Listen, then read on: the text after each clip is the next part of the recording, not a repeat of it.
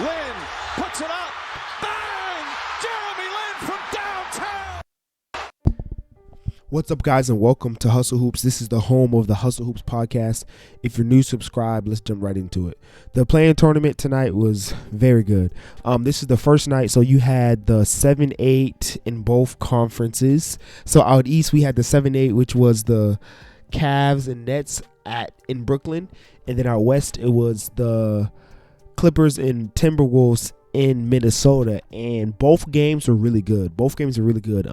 Starting off with the Cleveland Nets game, that looked like it was going to be a terrible game. It looked like it was going to be an absolute blowout. The Nets got out to a 40-point first quarter to Cleveland only having 20. And then Cleveland kind of tried to follow it up in the second quarter, but then they were bringing the lead back. But then the Nets started coming and scoring again. So the second quarter, then the Cavs still won that quarter by 6 points, but the Nets still had a big lead. And then the Cavs just kept trying to battle in that second half. They kept bringing it down to like 6, 7, or all this type of stuff, and they were just going bucket for bucket. But in the end, they just couldn't get it. I do want to just shout out and mention Kyrie. If I'm looking at his box score, Kyrie finished the game only missing 3 shots. He went 12 for 15 from the field, 3 for 6 from 3, 7 for 7 from the free throw line to finish with 34 and 12. Kyrie looked absolutely amazing. The Nets just came out of the gates and just punched him in the mouth. They were not playing around. KD was active on defense. KD was out here. He had 3 blocks and 2 steals. KD was D'ing up everything. KD was getting boards. KD was defending.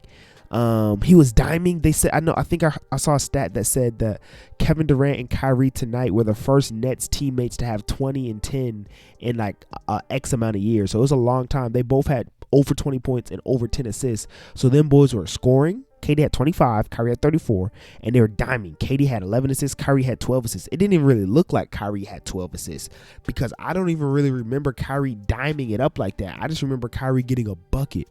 But even still then, they were playmaking, they were scoring. Them boys were doing everything. I also want to shout out Bruce Brown. This guy was having his life tonight. He had 18. And I saw that they said he was averaging over 20 since the All-Star break. But tonight, it just felt a little bit different. Like all of his baskets were very timely. All of his baskets felt like they hurt. This guy had 19 shot attempts. 19 shot attempts. This guy shot the most on the entire team, y'all boys.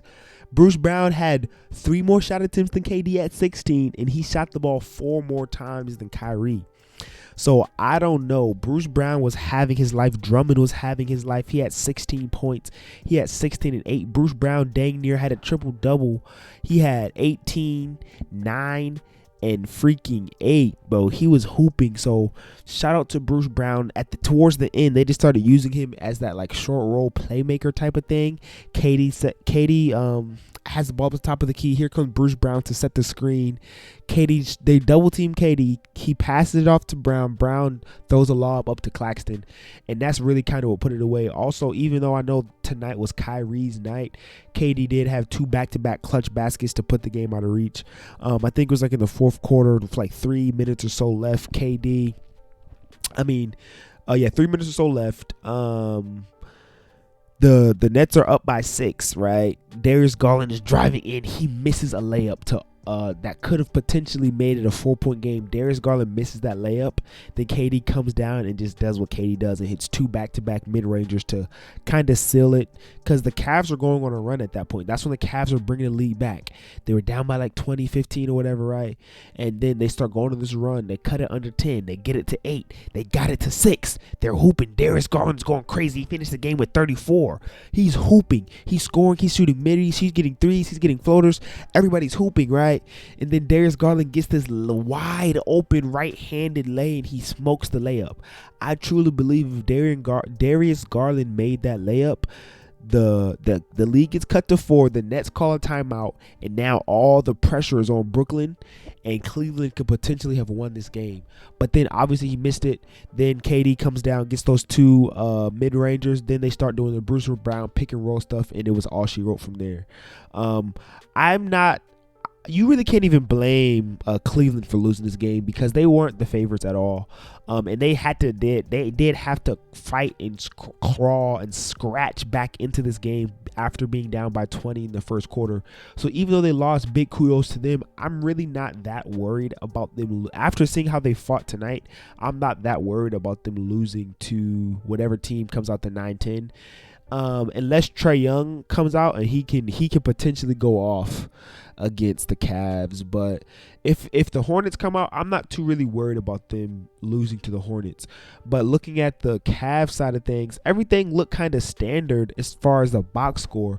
Karis LeVert did shoot kind of bad. Larry Markin chucked up some stupid three in like the fourth quarter. I don't know why he shot that. He was 1 for 4 from behind the arc. And he just chucked up some bogus three. Kevin Love played really well for them in that first half. He played a big role into them kind of like weathering the storm, coming back. He finished with 14. But like I mentioned, Darius Garland had 34. He was hooping, bro. Darius Garland looked like an absolute all-star. And I just can't wait to see this guy grow. Evan Mobley was hooping. He kind of got off to maybe a little slow start, but he started hooping.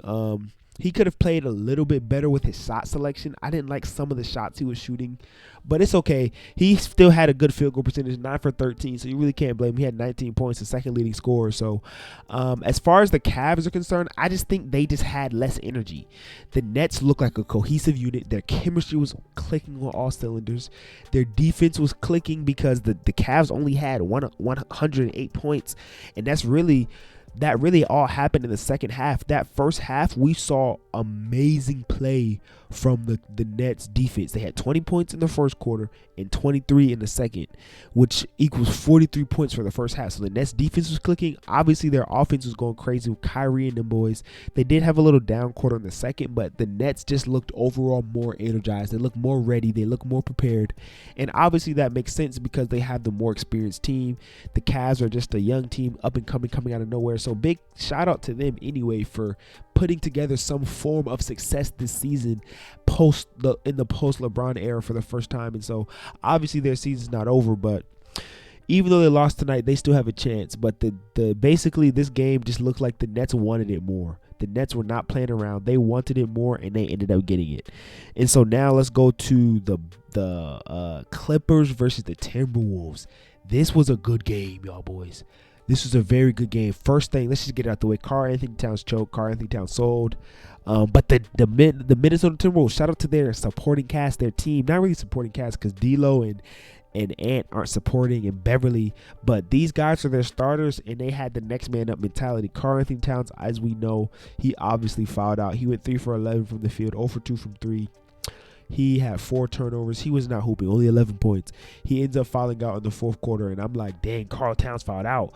But it wasn't like those foul outs where, when the superstar player fouls out and the team's going to lose, the reason that the Timberwolves were able to win and it really wasn't that dire of a situation that Karl Towns fouled out is because in the first 3 quarters when he was playing, he wasn't hooping anyway. He was barely playing in the first half and third quarter because he was in foul trouble in the first place. And so that allowed them to get rhythm without him. It wasn't like Karl Towns had 30 and he fouled out and he was their only source of offense. No, he was barely doing anything. You had D'Angelo Russell, who had 29, hitting clutch shots down the stretch. You had Anthony Edwards, who had 30. It was hitting clutch shots down the stretch, hitting 5 threes in a game. D'Lo hitting 3 threes. So it really wasn't that big of a deal that Karl Towns went out. You had Malik Beasley hitting timely threes at the right time. Nas Reed even hit a 3 in that fourth quarter. And so when Karl Towns got fouled out, it really wasn't that big of a deal. Everybody's going to talk about, and I just have to talk about Patrick Beverly, bro. Big shout out to him. He was hooping today, getting people in technical fouls, getting rebounds. He had 10 boards, I think they said. He had 11 rebounds in this game. This guy had 11 boards as a 6'1" point guard. He was gritty. He was scratching. I saw somebody on Twitter talking about they posted a picture of the black Air Forces and said, Patrick Beverly back at it again. Patrick Beverly was playing like a dog. The announcers were saying the whole game that he's having his revenge tonight against the Clippers. They were describing him as one of their most important players all season, and he showed that tonight on the defensive end. He was bringing the energy. He was bringing the effort. You saw his emotions after the game. He's crying. He's jumping on the stanchion. And so Patrick Beverly hoop, man. He played that junkyard dog type of mentality game. He was 2 for 8 and 1 for 5 from the 3-point line, but it didn't matter. His defense was there. He had the big steal on what's that guy's name? Reggie Jackson at the end of the game. Reggie Jackson just dribbling the ball, and Beverly just pokes it. And so Beverly was hooping. He was I'm not gonna say he was the MVP of this game, but he was definitely like a big factor of the game. Karl Towns went out. You saw the impact of Beverly, D'Angelo, and Edwards. They stepped up big time, and the Timberwolves just wanted to win. And this is a big shout out to them. This is their first time going to be clinching the playoffs since Jimmy Butler was there, and it's going to be a second chance for Karl Anthony Towns to prove us something in the playoffs. He already got off to a bad start in this postseason, and so I'm just hoping that this play-in game is not indicative of what we're going to see from him in the playoffs. They do have Memphis, and so we know that's a good gritty grind type team. We do know he's going to have to go up against one of the strongest centers in the game in Steven Adams, and so if he couldn't really get off this game against the Clippers against Zubats, I don't know if he'll be able to get off crazy against a Defensive Player of the Year candidate in Jaren Jackson Jr. and one of the strongest players in the whole NBA, Steven Adams. But I do want to watch out for that Ja Morant and Patrick Beverly matchup. I do think Ja's going to kill him. It's Ja Morant, but at the same time, Patrick Beverly's going to get annoying. He's going to get some steals. He's going to get in his face, and I just want to see that. I forgot to talk about the Nets, who they have to face up against. The Nets have to face up now that they won. They're playing against the Boston Celtics, and so they booked their date with them, and I think that series is going to be a good series, man. I truly do believe, my gut wants to tell me that the Celtics are going to win that in 5. And I know that sounds crazy. I know I'm ODing it. That's what my gut wants to tell me, that the Celtics will win that in 5. But realistically, I'm not going to say Celtics in 5. I'm going to say Celtics in 6. The Nets, I had been a firm believer that the Nets aren't as good of a squad as everybody trying to make them out to be. But they did have a strong last 2 weeks of the season, getting them that 7th spot in the first place. They went from the 10th spot all the way up to the 7th spot. So that's really big for them.